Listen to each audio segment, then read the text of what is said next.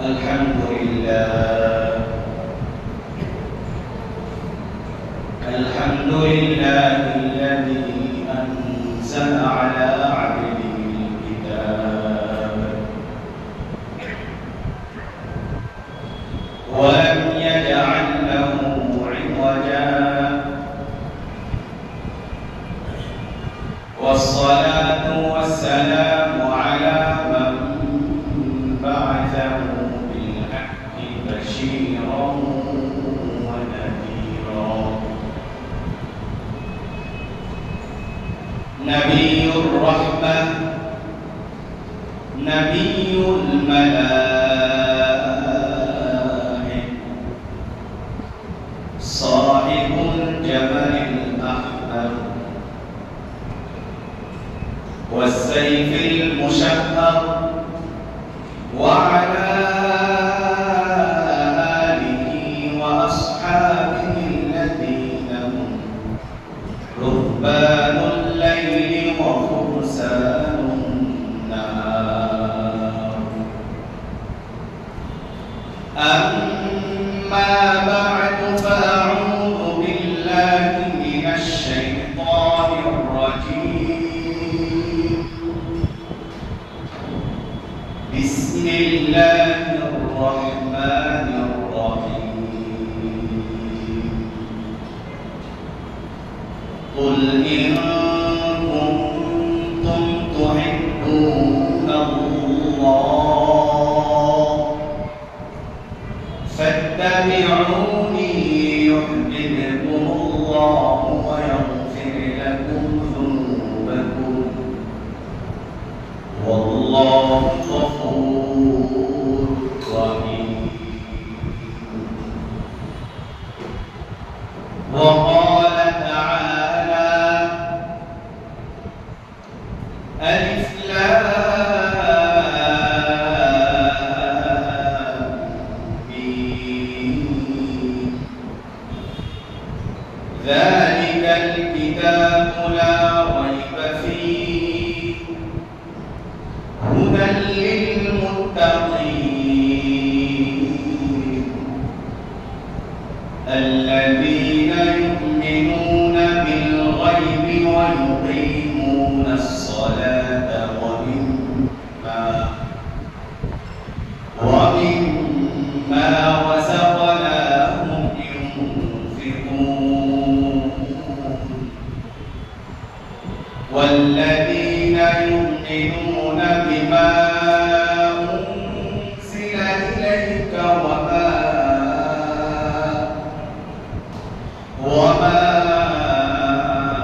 أنزل من قبلك وبالآخرة هم يوقنون وقال النبي صلى الله عليه وسلم لا يؤمن أحدكم حتى أكون أحب إليه من والده وولده والناس أجمعين وقال النبي صلى الله عليه وسلم من أحب سنتي فقد أحبني ومن أحبني كان معي في الجنة أو كما قال عليه الصلاة والسلام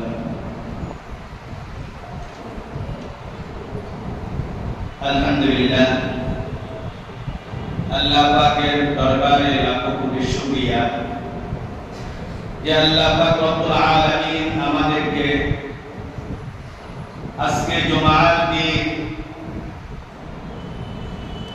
দারুল আমান ইসলামী research centre দিবানৈশ মাদ্রাসা Chowdhury rail estate জামি মসজিদ মাদ্রাসা কমপ্লেক্সে সুস্থতার সাথে জুমার নামাজ আদায় করার জন্য মসজিদে নিয়ে আসছেন এই জন্য আমরা আল্লাহ পাকের দরবারে শুকরিয়া আদায় করি। আমরা সকলে বলি আলহামদুলিল্লাহ।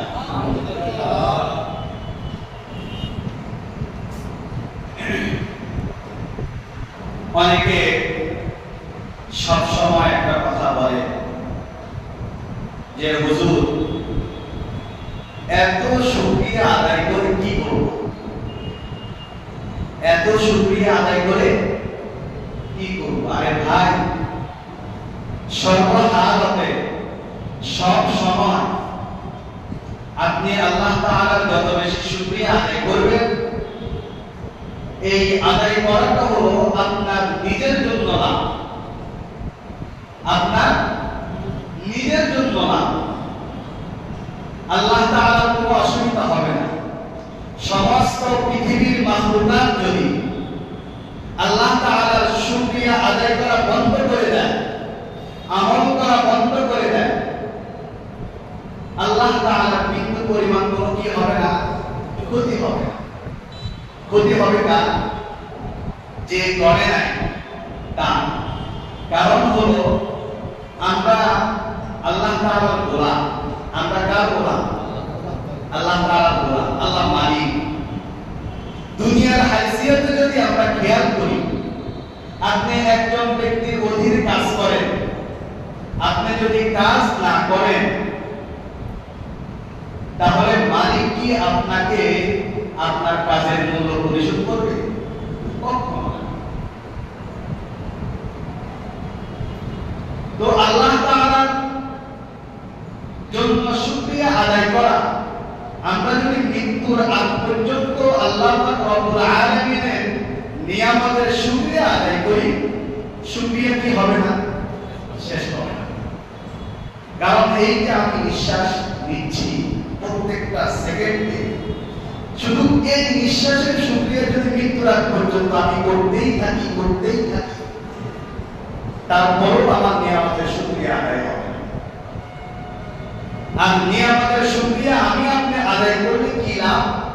আল্লাহ তাআলা কোরআনে কারিমে বলেন, যে ব্যক্তি আমার শুকরিয়া আদায় করবে আমি তার নিয়ামতকে বাড়িয়ে দেব। তার নিয়ামতকে কি করব? বাড়িয়ে দেব।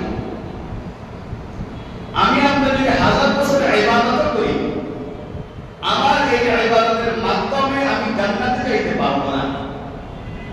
আমার এই ইবাদতের মাধ্যমে জান্নাতে যাইতে পারবো না যতক্ষণ পর্যন্ত আল্লাহ পাক আমার মাওলা আমার প্রতি রহম না করবেন। কথা বুঝতে পারছেন? এখন কি এই আমল দ্বারা, শুকরিয়া দ্বারা লাভ কার, ক্ষতি কার? আল্লাহ তাআলা লাভ হবে, ক্ষতি হবে। আপনি শুকরিয়া আদায় করলে আপনার লাভ, শুকরিয়া না করলে আপনার ক্ষতি। এখন নিজের ক্ষতি কখনো নিজে করে না, করেনি। সুস্থ মানুষ কখনো নিজের ক্ষতি করে? কখনো করে না। যে পারো ও নিজের লাভটা বুঝে। এখন আমরা তাহলে আমরা এখন জাতিতে পরিণত হয়েছি যে সুস্থ মানুষ আমি আমার লাভটাও বুঝতে না, আমি আমার লাভটাও কি বুঝতে না, আমি বুঝি না আমার লাভ। তো সর্বপ্রথম আমরা আল্লাহ তাআলার শুকরিয়া আদায় করলাম। আল্লাহ তাআলা আমাদেরকে মসজিদে নিয়ে আসছেন। আমার আপনার মতো অনেকে তো এখন হাসপাতালের বেডে শুয়ে আছে। এখন আমি কি আমার ক্ষমতা বলে মসজিদে আসছি, না আল্লাহ দয়া মায়া করছেন বিদায় চলে আসছি? দয়া মায়া করছেন বিদায় চলে আসছি, তাই না? দেখবেন অনেকে বলে আমি আমার ক্ষমতা বলে বিল্ডিং করেছি, আমি আমার ক্ষমতা বলে টাকা ইনকাম করেছি। আরে ভাই, আপনি আপনার ক্ষমতা বলে কোনো কিছুই করতে পারেন নাই যতক্ষণ পর্যন্ত না আমার মালিক, আমার রব আপনার প্রতি দয়া না করছে। কথা বুঝতে পারছেন? আপনি যদি আপনার ক্ষমতা বলে কইরাই থাকেন, তাহলে 2 পা উঠাইয়া সুন্দর করে দাঁড়ান, দেখি আপনার ক্ষমতা কত। 2 পা সুন্দর করে উঠান, তারপরে দাঁড়ান, আপনার ক্ষমতা দেখি না। এখন আপনার ক্ষমতা কত আছে? ক্ষমতা যে এমন একজন দেখান যে সুন্দর উপরে সে দুই পাউকে উঠে দাঁড়ায় আছে, এমন একজন মানুষ আমাকে দেখান, পারবে? কখনো না। তাহলে আপনার ক্ষমতা কই? আপনার লাগাতার ৩-৪ বার বাথরুম হইলে, পাতলা পায়খানা হইলে আপনি বেডের মধ্যে শুয়ে যান, উঠতেই পারেন না, শরীর বাইরটা চুরমাচুর হয়ে যায়, তাহলে আপনি কিসের ক্ষমতা দেখান? বাথরুমে 2 বার গেলে আপনি যদি আপনার ক্ষমতা বন্ধ হয়ে যায়, তাহলে কার সামনে আপনি অহংকারী করেন? কার সামনে আপনি বরত্ব দেখান? তো সর্বহালতে সব সময় আল্লাহ তাআলা কি করতে হবে? প্রশংসা করতে হবে। আমি যত বেশি প্রশংসা করব, এটা আমার লাভ, আমার ফায়দা।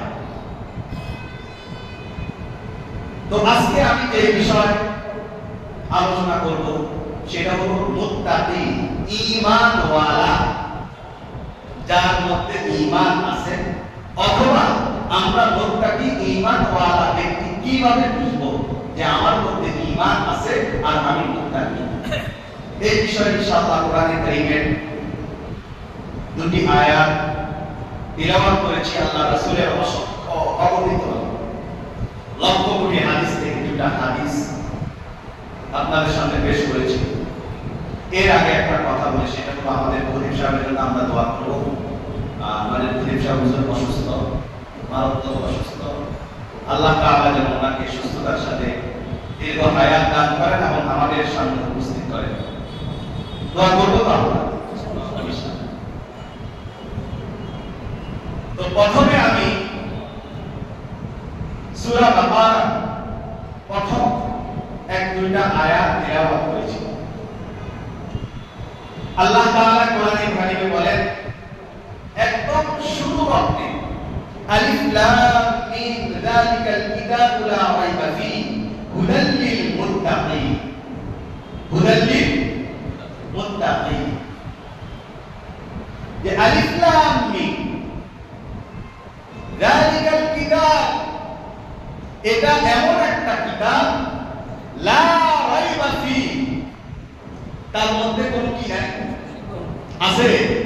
অনেকেরও সন্দেহ করে।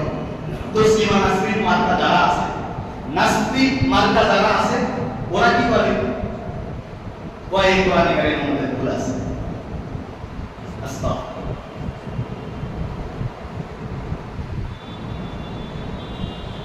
লা রাইবা ফীহি, কোরআন এমন একটা কিতাব, এই কিতাব দিয়ে আল্লাহ তাআলা আপনাকে নবীর মাধ্যমে জানাই দিয়েছেন আপনি আপনার পরিবার, সমাজ, রাষ্ট্র ব্যবস্থা সবকিছু পরিচালনা করতে পারবেন, সহজ আপনার। আর যদি কেউ এই কোরআন থেকে দূরে সরে যায়, সে নিজের বিপদ, নিজের অধঃপতন নিজের হাতে সে টেনে আনবে। পৃথিবীর শুরুর থেকে, পৃথিবী বাদ দিলাম, আল্লাহ রাসূলের নবুয়তের পর থেকে নিয়ে আজকে পর্যন্ত প্রায় 1600 বছর অতিবাহিত হয়ে গেছে।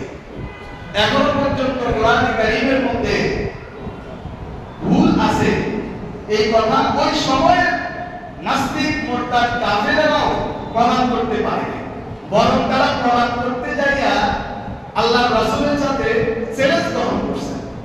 তো আল্লাহ রাসূল বলে, ঠিক আছে, যেহেতু তোমরা বলতেছো এটা আমার নিজের রচিত কিতাব, আমি জাদুবিদ্যা জানি, তোমরা আরব বিশ্বের মধ্যে যারা আরবি ভাষাবিদ সবাই একসাথে হও, আর কি করো?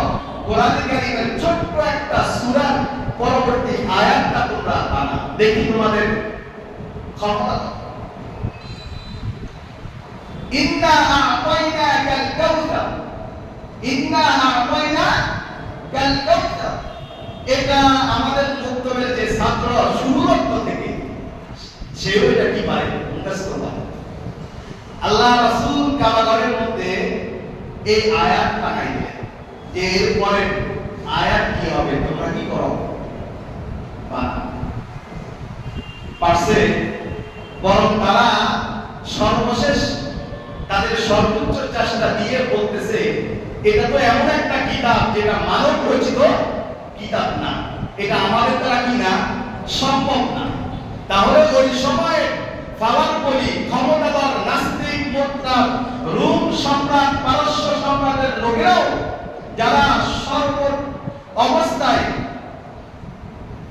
অগ্নি পূজক, আগুনকে সেজদা করতেন, তারাও এই কথা স্বীকার করেছেন যে কোরআন এমন একটা কিতাব যার মধ্যে কোনো কি নাই, সন্দেহ নাই। হুদাল লিল মুত্তাকিন, হুদাল লিল, এরপরে বলতেছেন আল্লাহ তাআলা, যেহেতু তোমরা বিশ্বাস করছো যে কোরআন এটা এমন একটা কিতাব যার মধ্যে কোনো সন্দেহ নাই, এই যে বিশ্বাস স্থাপন করার কারণে এরপর বলতেছেন হুদাল লিল মুত্তাকিন, এই কিতাব হলো মুত্তাকিনদের জন্য হিদায়াত স্বরূপ। মুত্তাকিনদের জন্য কি স্বরূপ? হিদায়াত স্বরূপ।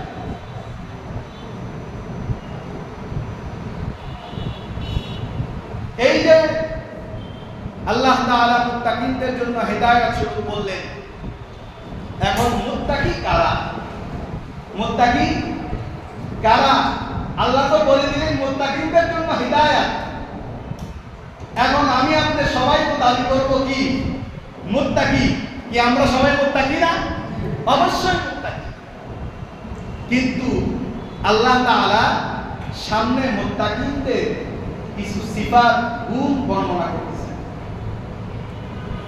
আল্লাযীনা ইউমিনুনা বিল গায়ব, আল্লাযীনা ইউমিনুনা বিল গায়ব, যে যারা ঈমান আনলো অদৃশ্যের, কিসের প্রতি?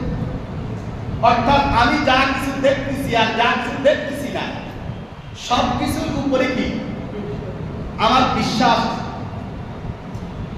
আমাদের জামানায় এই সময় আমরা এই ডিজিটাল বা স্মার্ট যাই বলেন না কেন, এই সময়ে অবিশ্বাস করার মতো কোনো কিছু আছে? তারপরেও কিছু বুদ্ধিজীবী বলে কি, আমি যেটা দেখতেছি না এটা আমি কিভাবে বিশ্বাস করব? আমি যেটা দেখতেছি না সেটা আমি কিভাবে বিশ্বাস করব? আরে ভাই, ওদেরকে প্রশ্ন করেন না আপনি যে তুমি যে জন্মগ্রহণ করছো, তোমার পিতাকে তুমি জন্মের সময় দেখছো? তোমার মা বলছে এটা তোমার পিতা, তুমি বিশ্বাস করছো। আর মহান ক্ষমতার অধিকারী আল্লাহ তাআলা বলতেছেন আল্লাযীনা ইউমিনুনা বিল গায়ব, মুত্তাকিনদের সিফাত হলো যারা গায়বের প্রতি ঈমান রাখে। কথা বুঝতে পারছেন? এখন তো আমাদের ঈমান লাগবে, আমাদের ঈমান দুর্বল। আমাদের ঈমান এত দুর্বল যে ফজরের সময় আমরা মসজিদে আসতে পারি না। ফজরের সময় মসজিদে আসতে পারি না। আমার রাসূলের কটূক্তি করে আমি প্রতিবাদ করতে পারি না। আমার রাসূলের শানে বেয়াদবি করে আমি প্রতিবাদ করতে পারি না। প্রতিবাদ করতে গেলে যে ব্যক্তি প্রতিবাদ করলো বরং তাকে কি করা হয়? হেনস্থা করা হয়। এত সহজ জান্নাতে যাওয়া? জান্নাতে যাওয়া কি সহজ? আরে পুঙ্খানু হিসাব দিবে হাসরের মাঠে আপনার থেকে। কি করছেন? আমার আপনার রাসূলের শানে বেয়াদবি করছে, আপনার ঈমান কোথায়? সুতরাং ঈমান তাজা করতে হবে। মুত্তাকি হইতে হইলে আমার ঈমানকে মজবুত করতে হবে। মুত্তাকির সর্বপ্রথম সিফাত হলো অদৃশ্যের প্রতি কি রাখা? বিশ্বাস স্থাপন করা। এরপরে দ্বিতীয় সিফাত ওয়া ইউকিমুনাস সালাত, ওয়া ইউকিমুনাস সালাত, নামাজ কায়েম করার জন্য বলছে। সারা সপ্তাহ মুসল্লিদের কোনো খবর নাই, মাশাআল্লাহ শুক্রবারে জায়গায় আমরা মসজিদে দিতে পারি না। তাহলে মুত্তাকিনদের দ্বিতীয় সিফাত আল্লাহ তাআলা বলতেছেন ওয়া ইউকিমুনাস সালাত,